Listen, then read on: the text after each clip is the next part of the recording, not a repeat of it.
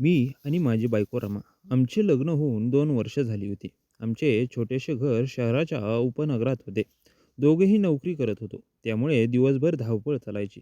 रमा खूप समजूतदार आणि प्रेमळ होती. सकाळी चहा करून द्यायची, रात्री जेवण बनवायची आणि कधीकधी थकवा आला की आम्ही दोघेही एकमेकांच्या खांद्यावर डोके ठेवून बसवायचो.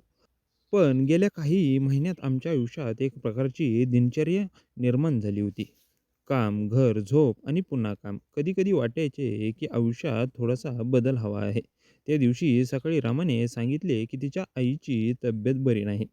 10-12 दिवस माहेरी जाऊन येईन. तू एकटा कसा राहशील? तिने काळजीने विचारले. मी हसत म्हणालो, काळजी करू नकोस. मी व्यवस्थित राहीन.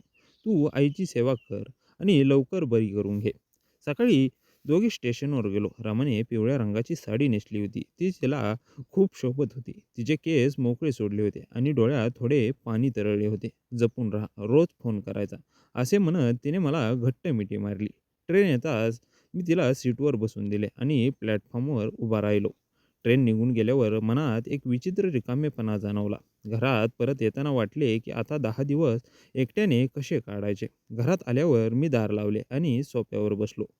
टीव्ही चालू केला, पण लक्ष लागत नव्हते. स्वयंपाकघरात रमाने तयार केलेला नाश्ता अजूनही टेबलवर होता. मी थोडे खाल्ले आणि खिडकीजवळ जाऊन उभा राहिलो.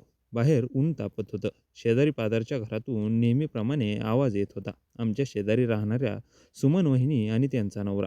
वहिनींचा नवरा परदेशात नोकरी करत होता, त्यामुळे बऱ्याचदा एकट्या असायच्या. सुमन वहिनी आमच्या शेजारी 2 वर्षापासून राहत होत्या. वय साधारण 34-35 वर्ष असेल. उंची मध्यम, गोऱ्या रंगाची आणि सुंदर चेहरा. त्यांच्या चेहऱ्यावर नेहमी एक मऊ हास्य असायचे आणि साडी नेसल्यावर त्यांचे व्यक्तिमत्व खूप आकर्षक दिसायचे. आम्ही कधी-कधी गप्पा मारायचो, पण फार जवळीक नव्हती. रमा आणि वहिनी चांगल्या मैत्रिणी होत्या. रमा बाहेर गेल्याचे त्यांना कळाले असेल का, असा विचार माझ्या मनात येत होता. दुपारचे 3 वाजले असतील. मी चहा बनवून घेतला आणि पुन्हा सोफ्यावर बसलो. तेवढ्यात दारात हलका टकटक आवाज झाला. मी उठून दार उघडले. समोर समून वहिनी उभ्या होत्या. आज त्यांनी हलकी निळ्या रंगाची साडी नेसली होती. साडीचा पदर व्यवस्थित लपटलेला होता, पण त्यांच्या हालचालीत एक वेगळाच मौशीपणा जाणवत होता. केस मोकळे सोडले होते आणि कपाळावर थोडे घामाचे थेंब चमकत होते. "अहो, रमा गेली का?" त्यांनी आत येताच विचारले. त्यांचा स्वर नेहमीपेक्षा थोडा हलका आणि काळजीपूर्वक वाटला. "हो वहिनी, सकाळी स्टेशनवर सोडून आलो. आईची तब्येत बरी नाही म्हणून गेली आहे." मी उतरलो आणि त्यांना खुर्ची दाखवली. वहिनी आत आल्या आणि दार आपोआप बंद झाले. त्यांनी सोफ्यावर बसताना पाय एकमेकांवर घेतले. त्यांच्या साडीचा पदर थोडासा सरकला. मी नजर वळवली आणि स्वयंपाकघराकडे बघितले. "चहा घेणार का?" मी विचारले. त्यांनी हसत हो म्हटले. आम्ही थोडा वेळ सामान्य गप्पा मारत होतो. रमाच्या माहेरच्या बातम्या, शेजारच्या लोकांच्या हालचाली, हवामान. पण संभाषणात एक प्रकारची अस्वस्थता जाणवत होती. वहिनी काहीतरी बोलायला तयार असल्यासारखे दिसत होते, पण शब्द बाहेर येत नव्हते. "तुम्ही एकटे कसे राहणार 10 दिवस?" त्यांनी अचानक विचारले. त्यांचे डोळे माझ्या डोळ्यांत रोखले होते. मी हसत उत्तर दिले, "सामान्यच. कामावर जाईन, येईन, जेवण करेन." वहिनींनी एक दीर्घ श्वास घेतला. त्यांचे हात थोडे थरथरत असल्यासारखे वाटले. मला माहीत आहे, एकटेपणा किती त्रास देत होते. माझा नवरा 6 महिन्यांपासून परदेशात आहे. रात्री दिवसा एकटी असते. कधी-कधी वाटते की कुणीतरी जवळ असावे, बोलायला, ऐकायला. त्यांचे शब्द ऐकून माझ्या मनात एक विचित्र भावना निर्माण झाली. सहानुभूती, आकर्षण आणि थोडासा गोंधळ. मी काही बोलणार तोच वहिनी उठल्या आणि माझ्या जवळ आल्या. त्यांच्या डोळ्यात अनोखी चमक होती. "अहो, मी खूप दिवसापासून एकटी आहे. रमा नाही आहे. घरात कोणीच नाही. मला थोडासा सहारा हवा आहे." त्यांचा स्वर इतका मऊ आणि भावनिक होता की मी काहीच बोलू शकलो नाही. वहिनींनी माझ्या हातावर हात ठेवला. त्या स्पर्शात एक ऊब होती, जी दीर्घ काळापासून दडलेली असावी. मी त्यांच्याकडे बघत राहिलो.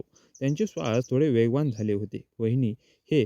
मी काहीतरी म्हणालो, पण त्या मध्येच म्हणाल्या, "काही बोलू नका. फक्त समजून घ्या. आज मी स्वतःहून आले आहे, कारण मला वाटले की आपण दोघेही एकमेकांना थोडासा आधार देऊ शकतो."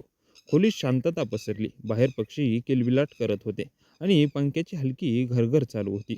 वहिनींच्या चेहऱ्यावर अपेक्षा आणि थोडेसे भय मिश्रित भाव होते. मी त्यांचा हात हातात घेतला. त्या क्षणी आमच्यात एक वेगळीच जवळीक निर्माण झाली होती, पण तरीही शब्द कमी पडत होते. वहिनींचा हात माझ्या हातात होता. त्या स्पर्शात एक प्रकारची ऊब होती, जी बऱ्याच दिवसांच्या एकटेपणात जमा झाली असावी. खोलीत पंख्याची हलकी घरघर चालू होती. बाहेर दुपारचे ऊन खिडकीतून आत येत होते. पण आतल्या वातावरणात एक वेगळीच गरमी जाणवत होती. मी त्यांच्याकडे बघत राहिलो. त्यांचे डोळे खाली वळले होते. जणू काही ते बोलावे हे स्वतःलाच माहीत नव्हते. "वहिनी बसा ना. एवढे अस्वस्थ का वाटताय?"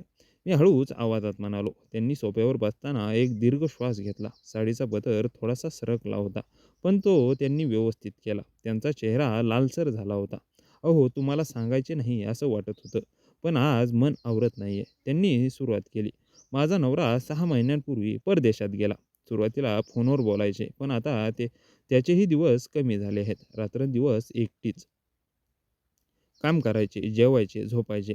पण मन भरून येत नाही. कधी-कधी रात्री जाग येते आणि वाटते की कुणीतरी जवळ हवे, फक्त बोलायला, ऐकायला आणि धरायला." त्यांचे शब्द ऐकताना माझ्या मनातही एक प्रतिध्वनी उमटला. रमा गेल्यापासून फक्त एक दिवस झाला तरी घर रिकामे वाटत होते. मी त्यांच्या शेजारी बसलो. "मला समजतंय वहिनी, एकटेपणा खूप त्रास देतो. मीही आज रमाला सोडून आल्यापासून अस्वस्थ आहे. घरात आवाज नाही, हास्य नाही, फक्त शांतता." वहिनींनी माझ्या दिशेने वळून बघितले. त्यांच्या डोळ्यात पाणी तरळले होते. "तुम्ही दोघे किती चांगले आहात." रमा सांगायची की तुम्ही तिची किती काळजी घेता, पण मला फक्त थोडासा सहारा हवा आहे. खूप दिवस झाले कोणाशी मन मोकळे करायचे विसरले गेले आहे. त्यांनी माझ्या खांद्यावर हात ठेवला. तो स्पर्श हलका होता, पण त्यात एक अपूर्ण भावना होती. आम्ही बराच वेळ गप्पा मारत बसलो. वहिनींनी आपल्या आयुष्याबद्दल सांगितले. लग्नाआधीचे स्वप्न, नवऱ्याच्या प्रेमाची आठवण आणि आता एकटेपणाची व्यथा. मीही रामासोबतच्या छोट्या-छोट्या आठवणी सांगितल्या. हसत-हसत बोलताना वेळ कधी निघून गेला ते कळलेच नाही. दुपार संपत आली होती. वहिनी उठल्या आणि स्वयंपाकघराकडे गेल्या. "चहा करू का?" म्हणत त्यांनी गॅस पेटवला. मी त्यांच्या मागे गेलो. स्वयंपाकघर छोटे होते, त्यामुळे आम्ही एकमेकांच्या जवळ आलो. वहिनी चहा बनवत असताना त्यांचे केस चेहऱ्यावरती येत होते. मी हाताने ते दूर केले. त्या क्षणी वहिनींनी माझ्याकडे वळून बघितले. आमचे डोळे एकमेकांत गुंतले. वेळ जणू थांबला होता. "अहो, तुम्ही चांगले आहात," त्यांनी हळू म्हटले. त्यांचा स्वर थोडा थरथरता होता. "रमा नाहीये, तुम्ही एकटे, मी एकटे. कधी-कधी वाटते की आयुष्यात छोटे-छोटे आनंद घ्यायला काय हरकत आहे." मी काहीच बोललो नाही. फक्त त्यांचा हात हातात घेतला. आम्ही दोघेही शांत उभे होतो. वहिनींच्या श्वासांचा वेग वाढला होता. त्यांनी माझ्या छातीवर डोके टेकवले. त्या क्षणी शब्दांची गरज नव्हती. फक्त एकमेकांच्या उभेची गरज होती. मी त्यांच्या पाठीवर हात फिरवला. तो स्पर्श सांत्वनाचा होता. पण त्यात एक नवीन भावनेची सुरुवात होती. "मी खूप दिवसापासून एकटी आहे. मला तुमच्या सहवासाची खूप गरज आहे अहो." वहिनींनी कुजबुजत म्हटले. "मनाने आणि शरीराने पण. आज तुम्ही जवळ आहात म्हणून बरे वाटते." त्यांचे शब्द इतके भावनिक होते की माझ्या मनात सहानुभूती आणि आकर्षण दोन्हीही एकत्र झाले. आम्ही पुन्हा सोफ्यावर आलो. वहिनी माझ्या शेजारी बसल्या. आमचे हात एकमेकांत गुंफले होते. संध्याकाळी सूर्य मावळत होता. खोलीत नारंगी प्रकाश पसरला होता. वहिनीने माझ्या कानात हळूच म्हटले, "आज मी स्वतःहून आले आहे, कारण मला वाटले की तुम्ही समजून घ्याल जे वाटेल ते. पण फक्त आज थोडा वेळ तरी मला तुमच्या जवळ राहून द्या." मी त्यांच्या केसात हात फिरवला. "वहिनी घाबरू नका, मी आहे ना," असे म्हणत मी त्यांना जवळ ओढले. आज मिठी हळूहळू घट्ट झाली. हृदयाचे ठोके एकमेकांना जाणवत होते. बाहेर शेजारच्या रस्त्यावरून वाहनांचा आवाज येत होता. पण आत आम्ही दोघे जगापासून दूर होतो. वहिनींच्या चेहऱ्यावर एक मऊ हास्य पसरले. "रमा येईपर्यंत कधी-कधी येऊ का?" त्यांनी विचारले. मी होकार दिला. त्या रात्री आम्ही बराच वेळ बोलत बसलो. जेवण एकत्र केले. छोट्या-छोट्या गोष्टींमध्ये एक नवीन जवळीक निर्माण होत होती. वहिनी जेव्हा जाण्यासाठी उठल्या, तेव्हा दारात उभे राहून त्यांनी माझ्या हाताला स्पर्श केला आणि हसत म्हणाल्या, "उद्या भेटू." दार बंद झाल्यावर मी सोफ्यावर बसलो. मनात अनेक विचार घोळत होते. एकटेपणाची व्यथा, नवीन आकर्षण आणि उद्या काय होईल याची अपेक्षा. वहिनींचा एकटेपणा फक्त बोलण्याने भागणार नव्हता. ते दोघांनाही समजत होते. पण आज तरीही आम्ही एकमेकांना आधार दिला होता. दुसऱ्या दिवशी संध्याकाळी मी कामावरून घरी आलो. घरात नेहमीप्रमाणे शांतता होती. रमाचा फोन आला होता. तिने आईची तब्येत आता थोडी बरी असल्याचे सांगितले होते. मी तिला थोड्या गोष्टी सांगितल्या, पण वहिनींबद्दल काहीच बोललो नाही.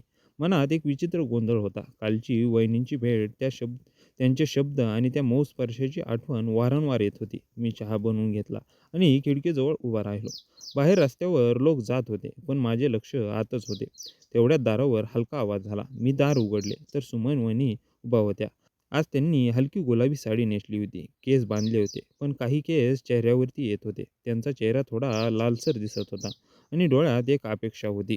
"अहो, आत आले तर चालेल ना?" त्यांनी हळूच विचारले. "हो वहिनी, या ना," मी म्हणालो आणि दार पूर्ण उघडले. वहिनी आत आल्या आणि मी दार बंद केले. घरात खरोखर कोणीच नव्हते. फक्त आम्ही दोघे. वहिनी सोफ्यावर बसल्या. मी त्यांच्या शेजारी बसलो. कालच्या गप्पांमुळे आज आमच्यात एक प्रकारची ओळख निर्माण झाली होती. तरीही आज काहीतरी वेगळे वाटत होते. "रमा कशी आहे?" त्यांनी विचारले.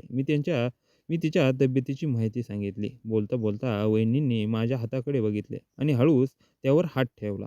"अहो, मी काल रात्री जागीच होते. तुमचे शब्द मनात घोळत होते. खूप दिवस झाले कुणी असे मन मोकळे केले नव्हते." त्यांचा स्वर थरथरता होता. मी त्यांच्याकडे वळालो. "वहिनी, तुम्हाला एकटेपणा खूप त्रास देत असावा. मला समजते. पण रमा गेल्यापासून मलाही घर रिकामे वाटते."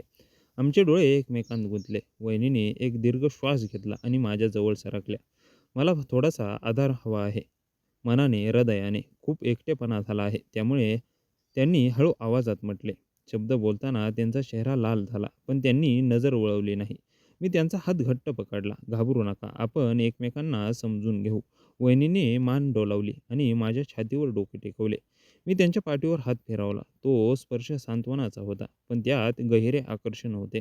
वहिनीचे श्वास वेगवान झाले. त्यांनी माझ्या गळ्यात हात टाकला आणि हळूहळू मिठी घट्ट केली. आम्ही बराच वेळ असे बोलत बसलो. शब्द कमी होते, पण भावना भरून गेल्या होत्या. वहिनींनी कानात कुजबुजले.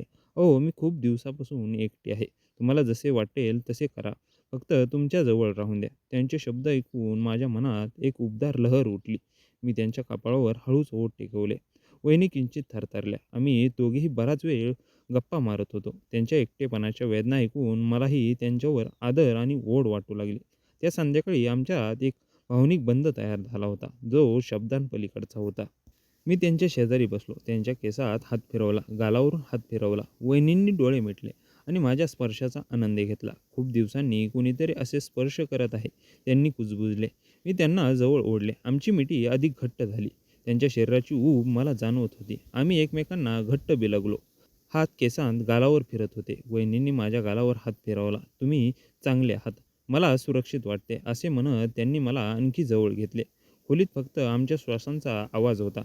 बाहेर संध्याकाळ झाली होती, पण आत वेळ जणू थांबला होता.